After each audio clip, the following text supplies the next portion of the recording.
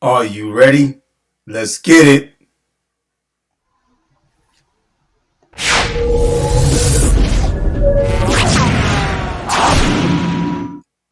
Assalamu alaikum, and peace and blessings, and keep up the lessons. This is none other than your brother from the Brother Taalib show, Brother Taalib. Yeah. Uh, this evening, I just want to give to you, and I'm kind of like trying to get things done before my holy month comes in, which is known as Ramadan. And Ramadan is the holy month that the Quran was revealed to the Prophet Muhammad sallallahu alaihi wasallam. So it's very important, and I have to get geared up and ready and prepared.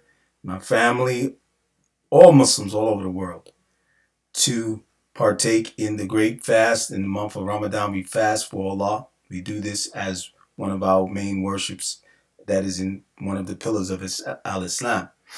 So it's important. So I'm kind of like trying to like wind down before that time because pretty much most of my videos, if I do anything during the month of Ramadan, will be basically geared to my relief and geared to the month of Ramadan and the Quran and the likes of this Islam, not dealing with all these other issues that are going on. Um, so um, and that's because that my main focus is ibadah, is worship to Allah for that month. So but even with my cryptocurrency, I'm not going to be discussing any cryptocurrency during that month and anything like that. So but anyway, tonight I'm going to be doing touching base on the last things that are going on, not the last, but it's still going on, unfortunately, what's going on in Ukraine and what's been going on throughout the world, let alone just Ukraine. And these things that have been showing proofs and the things have been revealed about what is going on as far as race is concerned and racism. What is racism? Where did it come from? But racism, as we know, and I'm just going to say it in a basic summarized version. I'm not going to get into any like real technical information with proof and encyclopedia proof and all that type of stuff, or scholars and this and like that. You can do this on your own, but it started with the European race. It started with the European race, and as far as the kind of way about people having an issue with and I'm saying the word racism, let me get that straight. As far as the way and how racism is perpetrated upon another human being or other human beings, started with the shaitan, with the devil, with Iblis, shaitan, right? And he was the one who first started it with Adam. And I spoke on this before. And you can look this up. And for you as Muslims, you can find in there's scholars that speak on this issue, how racism originated as far as its way and how it is perpetrated and how it's acted upon and how the people do it. But the word derived from the European. Once they started doing their studies and they were getting into their social science and the Renaissance era, and everybody was starting the year of the time or the age of enlightenment, and everybody was starting to use their minds and started to think that they were better thinkers than the rest of the world. And they came out of the dark ages. They started to make books and writings and stuff, and then the word came out. Okay, and we know it in the English dictionary, Webster, what have you, whatever version of the English dictionary that we know. But it's thwarted throughout the entire world globally, and the people who started and brought that way throughout the world, even as a real strong systematic way, systematic racism with their supremacy, was white supremacy, and it went throughout the world. There's proofs. There's historical, or they say his story, their story. It beseeches them. Some of the stuff they leave out. They leave out all the evils. I mean, as much as evils as they can, because they don't want to be. They didn't want to be perceived and known as these types of evil people. They wanted to be perceived as people who were doing God's will, or the people were going as explorers to a new world and finding this and finding a good this and a good that and a good life, and people can settle in and settle there and colonize. This is what was going on, and it's still going on, occupying people's lands and settling in there forcefully. Yeah. Yeah, we see that over there in Palestine and in what they call Israel, doing to Palestine, the Israelis, right? Yeah. It's all through the world. White supremacy is here. It hasn't gone nowhere. It's revealed itself, just like Shaitan reveals himself. Shaitan wasn't caring. He was straight up in front of his Lord. He did it in front of Allah. Showed his racism in front of the one who created him outwardly, and then spoke back to Allah, letting him know, saying, in other words, I'm saying, paraphrasing, that he is better than Adam. How can he worship, bow down and give this respect, or that Allah wanted him to give? Praise him in the sense of respect, not praise him like worship. No, not the same type of praise as they say in its wording in Islam. No, it's a representation of saying to give him high respects, to hold him in a high respect over him, because Allah placed him over him in a rank, not that he was created better than Iblis, and Iblis took it the opposite way. No, I'm better than him, and this has been going on. This is the same kind of stuff that's been going on. His life was worth more. He was better than him. This is what we see. Europeans' life is worth more.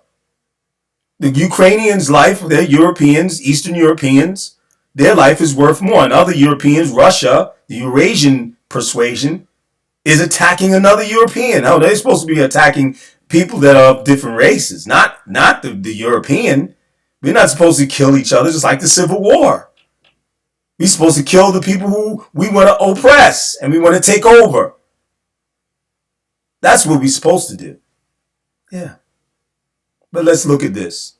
Look at what one of the scholars say about when the people that claim to be, because in the times when European was in the Dark Ages, these people known as the Moors came to them, and other people from different civilizations, the Asians, and gave them things. Or when they went to see them, finally, when they started learning how to explore, like Marco Polo, went to the Asians and got and gathered up this beautiful stuff. And the Romans, when they went to Egypt, they were able to civilize themselves. They took some of that lifestyle of luxury and luxurious living, and lavish living, and being clean, and perfuming their bodies and taking these beautiful lavish baths, and they started making and building these types of facilities for themselves, colosseums and stuff, and all these beautiful stuff in Rome. Remember Alexandria? Yeah, learned a lot from the Egyptians, didn't they? And the Babylonians, I mean, the Egyptians learned a lot from the Babylonians. All these other, you know what I mean? But they were people of color. They were black people. They were people of melanin, more melanin. Put it that way, because we all have melanin as human beings. But the people, as they say, more melanated people, people of color, right? But no, this is what happened. This is what the sheikh is gonna say. Listen up. I got a clip of what I said and was reading what Sheikh Ibn Taymiyyah mentioned. Let's listen to him. He's a major scholar of Islam. Hold on. Ready? But anyway, point to get to the point. It says Ibn Taymiyyah, may Allah have mercy on him, said, one who's made a habit, who's made a habit of retaliating when he's been mistreated or wronged, and not being patient, will definitely fall into oppressing others besides himself. Since the soul will not limit itself to retaliating only to the degree of justice, that it must limit itself to anger And anger will indeed cause, it must limit itself, excuse me. I'm sorry. Anger will indeed cause someone possessed by it to go out, okay, of his senses to a point where he no longer understands what he's saying or doing. Okay, this is what these people have done. This is what the people like this that claim and want to promote black nationalism want to. Now, I was saying this to black nationalists because my problem is with them is that they're not doing anything much different other than they're not going out there and stringing up white supremacists and all that like they did to us in the Ku Klux Klan. They're not doing that, but their statements are like close to it. It's not much different from what the statements of the Ku Klux Klan would say about black people. What they say about white people, or any other the Asians and the Arabs. They say about the Arabs because the Arabs did play a role in the sub-Saharan slave trade. They didn't play a role in too much in the transatlantic. That was mostly the whites who ran that. But the Arabs did their thing too, and they were Muslim, but they were wayward Muslim. That's the clarity. That's the clarity. Sheikh Ibn Taymiyyah wasn't doing that. Sheikh Jawziyah, Ibn Qayyum al-Jawziyah wasn't doing this. Some of these scholars back all the way in those times, in the 1700s and the 1600s, they weren't partaking in that. But it was wayward Arabs, like you see today. There's wayward Arabs, there's wayward Christians, there's wayward Jews, there's wayward Buddhists, there's wayward all these other people of different faiths, and they might be a different nationality too. Doesn't matter. Man is man, evil and good. Let's get it right. Red blood. Though the skin colors is whatever they are, but inside you open it up, flesh and blood and arteries and organs and all these things that Allah created us to be. But yet we still have this foolishness called racism, this ignorance called racism, this disease called racism, and bigotry and discrimination that follows suit with it. And then you have privilege, because the people who get privilege are the people who are at the top oppressors, the top oppressive nations of people. Their people who are under them get privilege. They call it white privilege for the white race, and there's privileges for these other races as well. As long as you're not black or African descent, you might get a little bit of something. Nah, this got to stop. This just have to stop. So I wanted to also give you a quick run through of this video. Take this one off real quick. Hold on. And put this one up. Okay. This one is, I'm going to let it ride for a little bit because I want people to really hear what's going on, check what's going on with that joint. I mean, it's something else. It has just been revealed that the U.S. has supplied military assistance to the Azov Battalion, a far-right militia known as a bastion of neo-Nazism within the Ukrainian armed forces. Now, I just wanted to clarify and just let you know that I did post this in one of my other videos, but I'm reposting it again and putting it up because it's very seriously important to look at, so that you know with an open mind, and open eyes, open your eyes, open mind, to know that there's evil on both ends, and who are the oppressors, and who are the people who are actually the people who are at wrong in all what's going on. Is it the people at the top, or is it the people who are just struggling and to try to get out of the country and the refugees? No, of course it's not them in Ukraine, but this guy and these people, they're in the top. They're in the positions of military positions, top military positions right now with the government. The president over there in Ukraine are allowing them to do their thing. Who's sending them money? The money's going to these guys, the top guys. They're not going. It's not going to the people of Ukraine to get out of Ukraine and to be able to take care of themselves across the borders in whatever country they enter into. And it's not taking care of those other people of other nationalities. Not at all. Americans are not sending any money for any other refugees. It's only for Ukrainian white people. That's clear. And they're getting the money. They're not black, they're not Indian, they're not Arab or any of these people who are in Ukraine. These are European, Eastern European Ukrainians. They were born there. Their heritage is from Ukraine. Yes, and Russia mixed or whatever like that.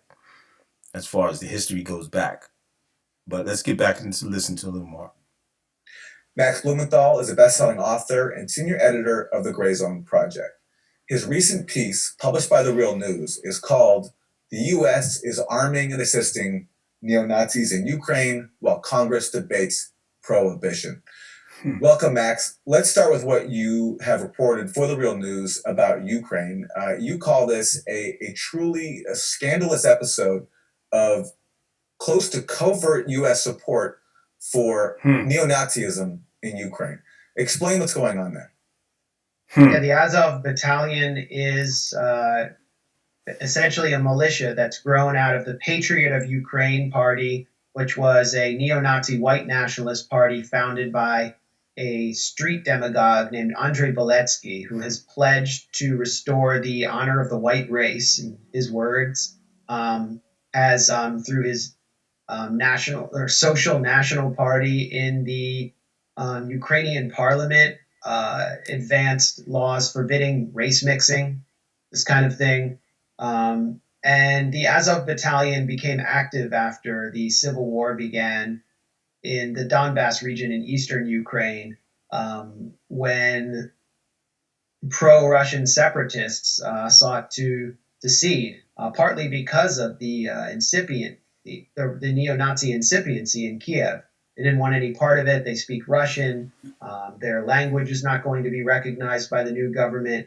And so the Azov Battalion was ultimately incorporated into the country's National Guard.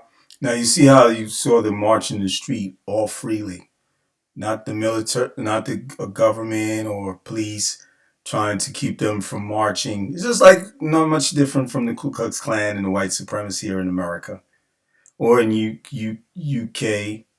They got a group there. I can't remember their name. Yeah, they're free to go marry. They're not banned. None of that. But you ban anyone who stands against, right? Who speaks against, or you go over there and start shooting them up with pepper spray and this and like that and water when they want to protest against racism. And they want to protest for the lives of others, especially if they say Black Lives Matter. They're just saying Black Lives Matter because that's what it seems like it is not. It's not what matters. You know what I mean? So that's why they made that. Then you have people coming out there with blue American flags, and talking about all lives matter, and talking about blue. What do you call them? The blue for the police, for policing, that their lives matter too. Yeah, we know that their lives supposed to matter, but the ones that they're supposed to be protecting with the law is supposed to matter too. You're not supposed to just come out and just do anything kind of type of way of how do you deal with the people. So, but this is what's going on, and it continues. So I'm going to leave it at that. I allowed him to speak on a little more before what he spoke on before, but it's 20 minutes in, and I didn't want to go too far and too long. I'm trying to keep my videos as low as possible because people, when it comes to viewing, their attention span is way, way gone. There's so much going on, and I understand. So, but I would like to say thank you for listening. Please don't forget to subscribe if those of you haven't subscribed, and click the like button. I hope you click the like button, you like this video, and so forth, and share it to others and get it out there. We need to get this out there. We need to get the things balanced because it's too much extremism. It's too much extreme blind following from the rest of the world. The people just totally blind following the media and all these dignitaries and politicians standing up in standing ovations when the president of Ukraine speaks. I just something that's scary about this, really. So, we need to open our minds and open our eyes and see what's going on and really, really take a look. Thanks again. Peace and blessings and keep up the lessons. Assalamu alaikum.